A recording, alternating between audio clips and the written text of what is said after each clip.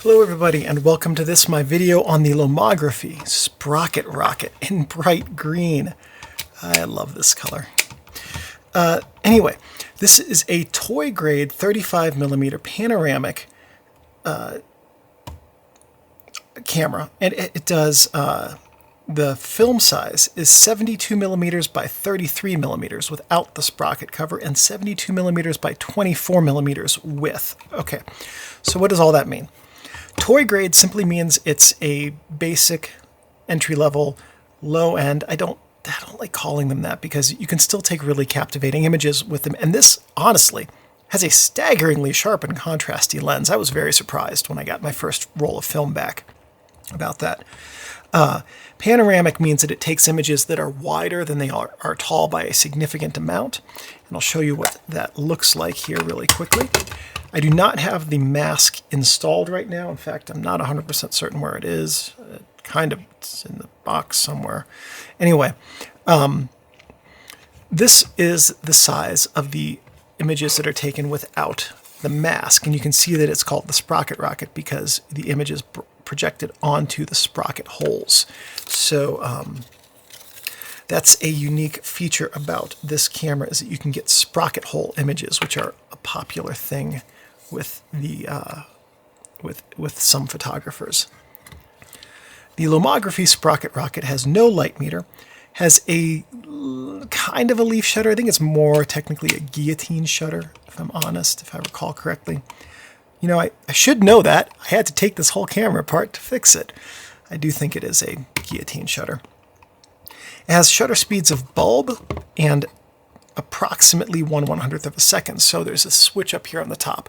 B is for bulb. I'll show you that so you can actually read it. B is for bulb, N is for instant, or 1/100th of a second. I'm not sure what N stands for. Maybe now? Yeah, anyway. The flash sync on this camera is also either of the two shutter speeds. You can see there's a hot shoe right up here. You can plug a flash right into the top, and you can do flash work.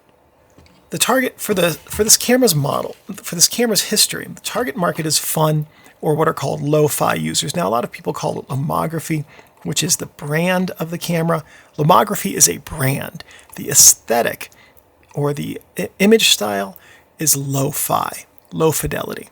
So that's the difference. Lomography is often used as shorthand for lo-fi, and honestly, it shouldn't be. It'd be like calling a photocopier a Xerox machine just because it's a photocopier, or a facial tissue a Kleenex just because it's a facial tissue. At any rate, the 1 and 2 for this camera, there are two models of them, the 1.0 and 2.0.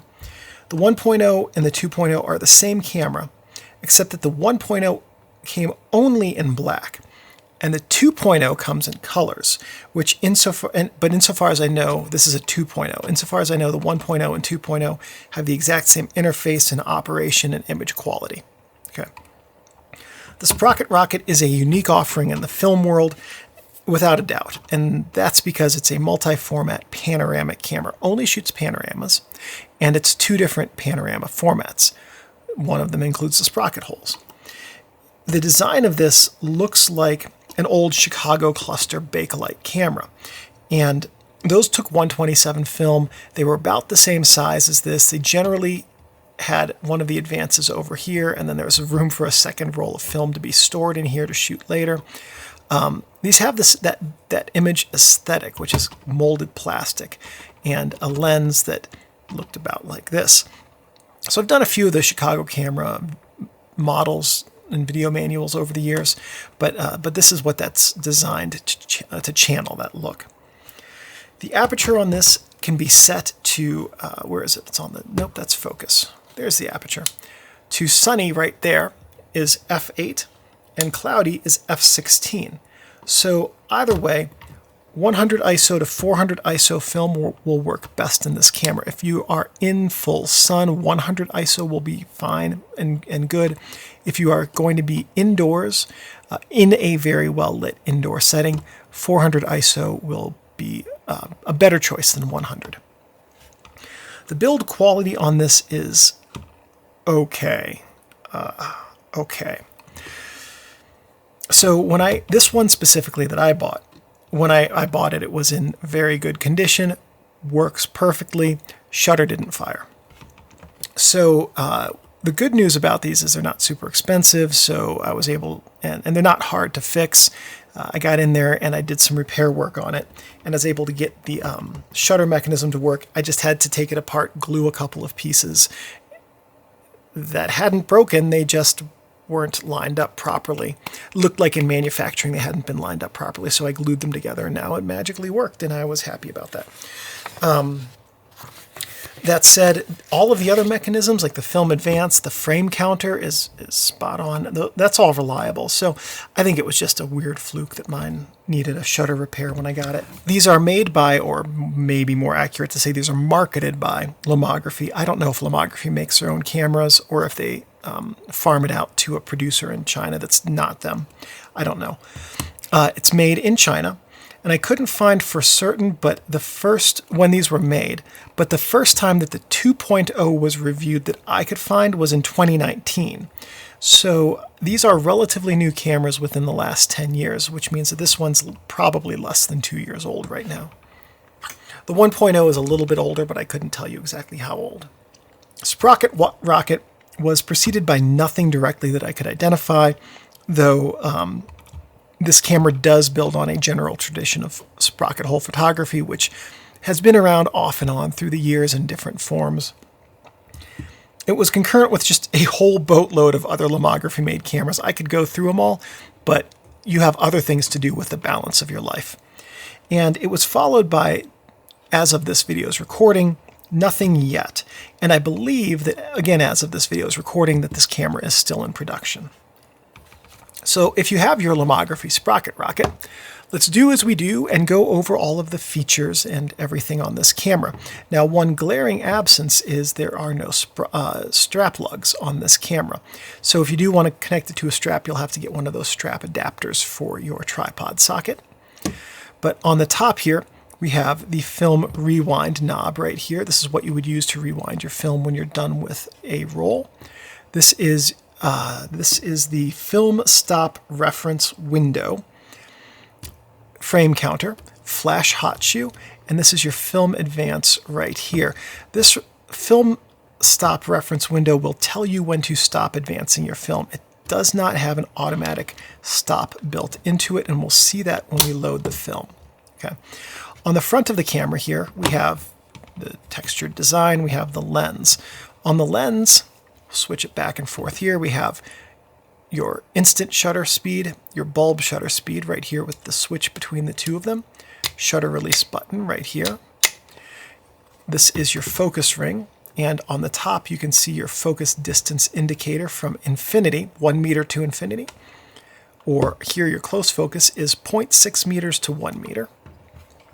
On the bottom, we have your aperture selection between f8, which is the cloud, and f16, which is full sun. I think I said that backwards earlier. But full sun is going to be your brighter condition for f16, f8. Okay. On the back of the, one other thing on the front of the camera here, we have the viewfinder window. You can see the shape of the viewfinder window. That's the shape that your negatives are going to be. So pretty wide negatives. On the back of the camera, we have your film type index window, so you can look through there and see what type of film you have loaded in the camera. Viewfinder window. On the sides, we have these clips that you unclip to pull the back of the camera off. We'll see that in a second. On the bottom, we have Lomography, made in China, tripod socket. On the inside of the camera, which would help if I was competent in opening it. There we go. Film cassette chamber. This is where we will load the film that we're going to put into it to take photos. This sprocket right here is your frame advance counting sprocket. And what this does is this, as your film spins, this engages the mechanism that counts your frames. And this is why it's important to check the film advance window, which we'll see in just a minute, the film stop window, as you're advancing to make sure you don't over advance. This little hole right here lines up with this little pin on the film back, And when the pin is inserted, that prevents the frame count mechanism from resetting. When the film's taken out, the frame count mechanism resets to empty. So this whole mechanism, very low tech, but also very reliable. And when I took this camera apart, it was fascinating to see how simple this mechanism is, and it has worked very well. This is your shutter box right here. This is the size of the negative. Film take-up spool right here. This is what the film is taken up onto as you advance it through the camera. Now, since we have the camera open, let's just go ahead and load some film into it. It will take any 35mm film. I mean, I would not suggest 3200 ISO, unless the shutter speed is a little bit slow for that. But any film that's about 400 ISO and slower you can use. You can use slower films than that because you have a bulb shutter mode. So if you're using something like an ADOX CMS-20 or an RPX-25, you can do that and use bulb mode to get long enough exposures to still have proper exposures with those films. Now we're going to pull out a leader. We're going to feed it into this take-up spool. And now that we're going to take the cameras back and we're going to fit it on this way. Now let's watch what happens here. Now you see the rewind knob here is going to spin. It's going to be a little bit hard to see because it's black on black. But if I do this, that might help you see it. You can see the film rewind knob spins as the film is being taken up. And that's because there's a mechanical connection from this advance to the film because the film itself is being pulled. And as it's pulled out of the cassette, this spins. So if this is spinning, you know that the film is being taken up. If this isn't spinning, take out any slack in the film, and then it should spin. If it's not, then you might not have loaded the film onto the film take-up spool correctly. So we're going to advance until this does a thing. There we go. Okay, so what you want to do is advance cautiously because there's a little tiny white dot that's going to get into that little window. That will tell you that you have advanced the film the proper amount. Then take your shot however you want, and then you advance again.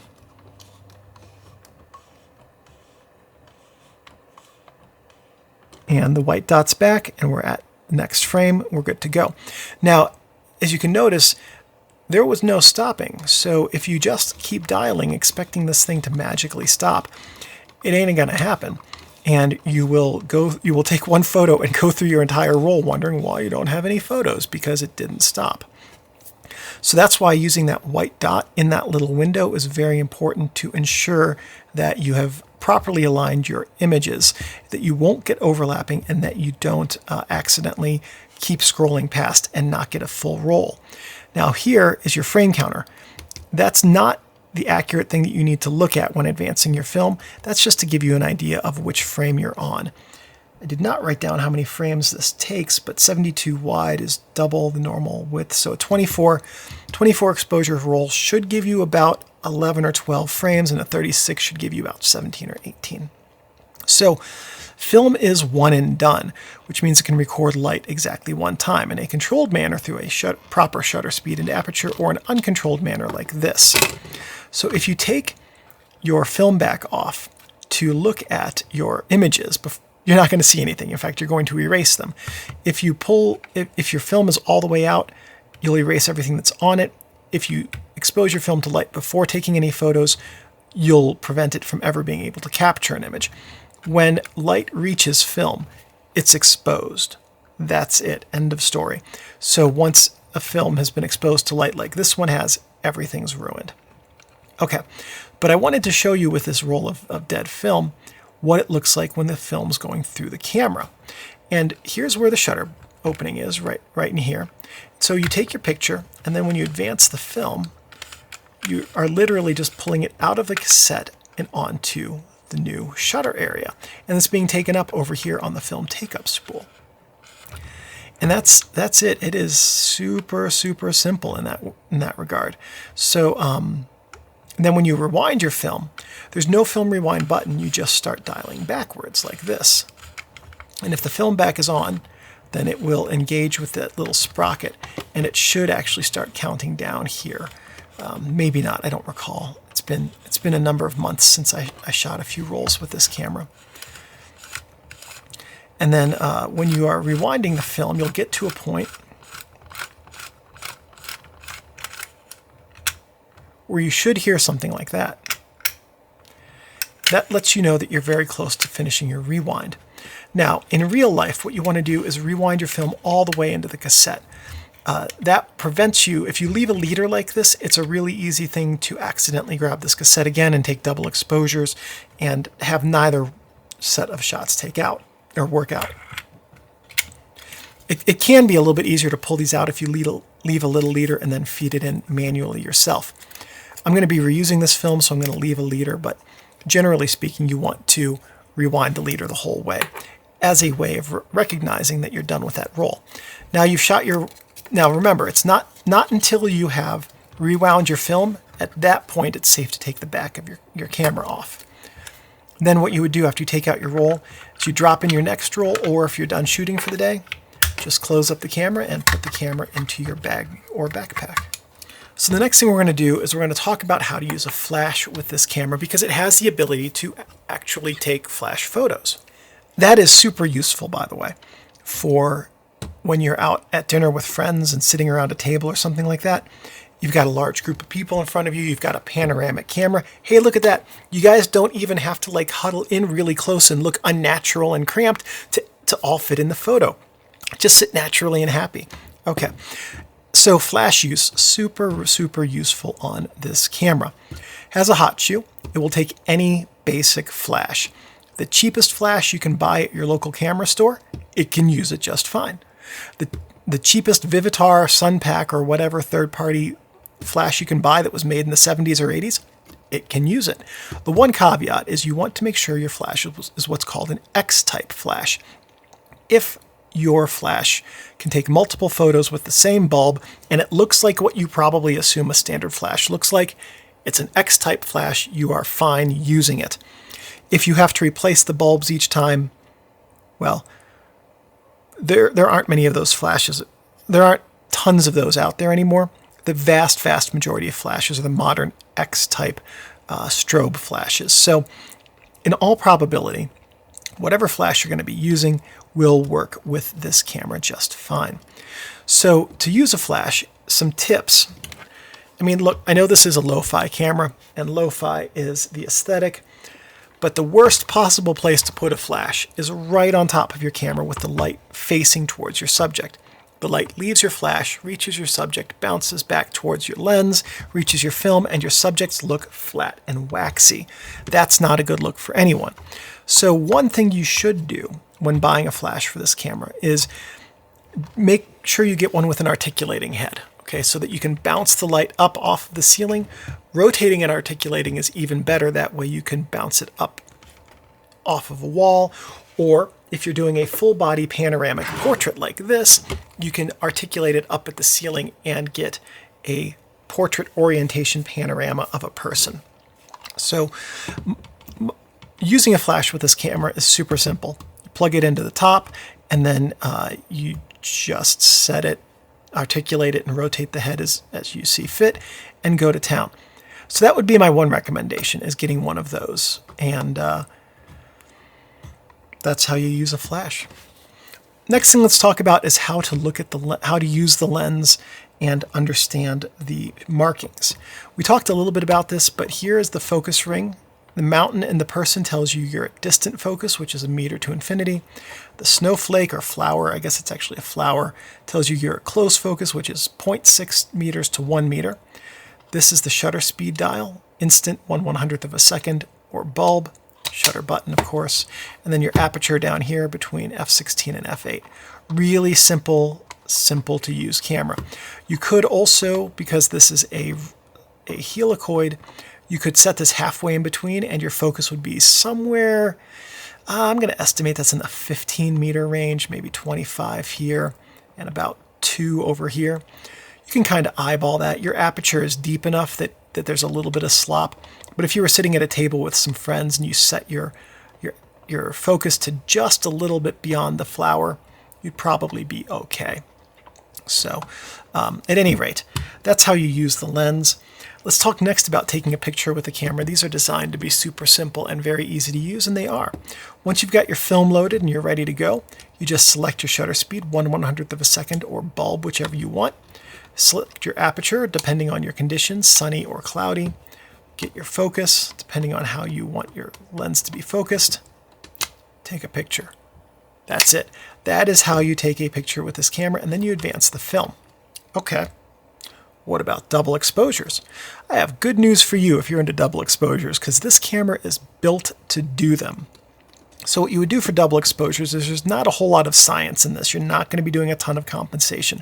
What you're going to do is you are literally going to just throw tons of light at the film and hope that it's not too overexposed to be used. Black and white film and color negative film especially are pretty forgiving in this regard. Slide film, really not. I would not recommend slide film for this camera. So color negative film is going to be your best bet with this camera. At any rate, to do a double exposure, you would go through what we just saw with getting your settings dialed in, take a picture, done a double exposure, just like that. A double exposure is simply triggering the shutter twice because there is no connection between the film advance and the shutter. The shutter rearms through the process of this lever coming back up. So you can, however many that was, that's how many exposures you could put on the film. You could keep doing this until the heat death of the universe and take a near infinite number of exposures, and you would be, I mean, you'd ruin the film, but you could do that. There's no reason not to, other than the human lifespan. At any rate, that's it. That is the Lomography Sprocket Rocket. Super fun, super easy to use, very creative camera with stunningly good contrast and sharpness in the lens. So, some things not to do with your camera. I mean, realistically, all of the normal stuff we talk about in this part of the video, don't trigger the shutter. Nothing you can do there. Don't store it in a plastic bag or box is still good advice, although the plastic of this camera is going to be a little bit less resistant to fungus and mildew than, say, leatherette and glass coatings. But not leaving it in your car is a good idea because, again, of theft and also in extreme heat and cold, the plastic on this camera could actually warp, which would ruin it. But realistically, I mean, it's a toy-grade camera. They're not super expensive. They can still take good photos, and so even though it's not a precision tool, you should still handle your Lomography Sprocket Rocket with care and respect, because as long as you take care of your camera is going to take care of you.